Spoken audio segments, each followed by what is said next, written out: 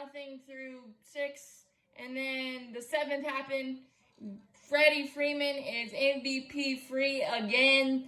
Grandy, after Milwaukee could not make the routine play to save their soul, but they could make the wet gym hard, really shouldn't make type plays. That's why baseball is so lovely and maddening at the same time. Between the JBJ one on Ozzie and early in the ball game to rob him of a double, and then the one by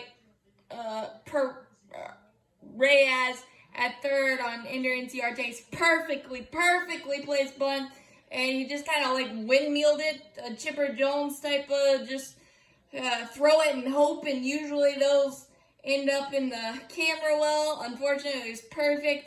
Second and third, 1 out, down 2. Snit pulled the right club with Ronnie, but unfortunately, after Devin Williams fell behind 2-0, he found the release on that changeup, and it's absolutely devastating. And he was able to strike out Ronnie and Adhier Adrianza to end that threat. Second and third, 1 out. We couldn't push an extra one across. Some really great at-bats in the 9th. Freddie, a 9-pitch walk against lefty Hader. He's seeing the ball again. Look out, Mets. You're about to get bashed, and I'm going to be happy when it happens.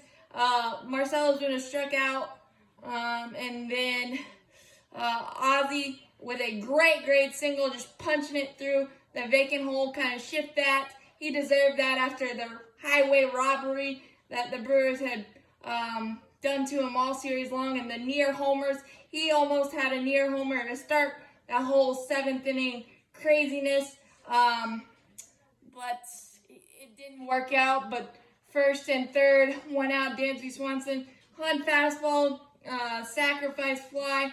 He had two hits in his 7th and 8th to start kind of rallies, and then that sacrifice fly, so he's starting to go to right field. That's really good sign.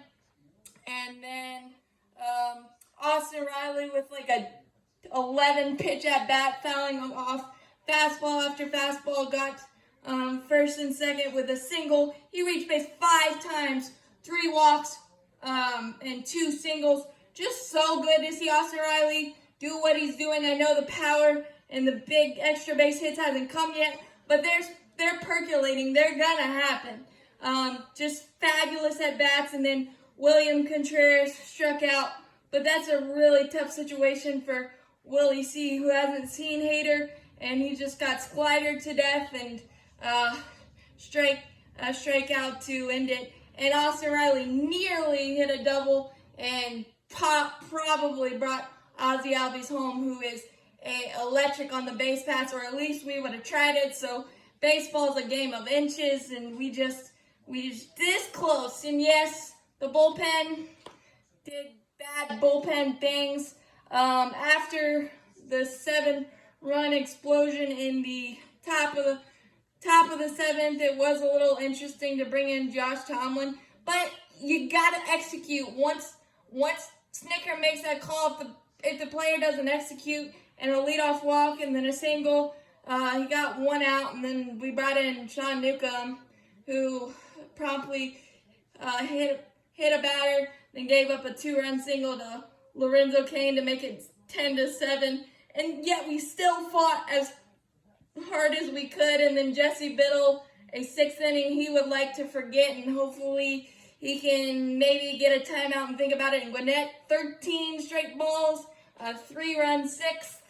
Oscar Eno didn't necessarily have his best stuff at all, had traffic in every inning, was able to get out the first 2, but the 3rd inning, 1st and 2nd, no outs. He was able to get 2 outs, but he pulled one to Daniel Vogelbach for a 2-run double. Fastball, I would have liked to see him go slider.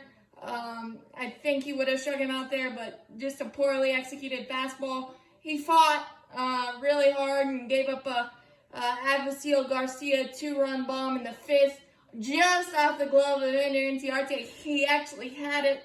It just waffled his glove. So again, Baseball's a game of inches. It's annoying. It's great. It's maddening. But the Braves fighting like they did, that is magical. And I think we are turning the corner. And it was still a series win. So let's take all the positives, and maybe Jesse Biddle and Josh Tomlin can take a timeout and just not see game action for a little while and see how that improves. And Shane Green, hurry up. But as always, go Braves. That was wild.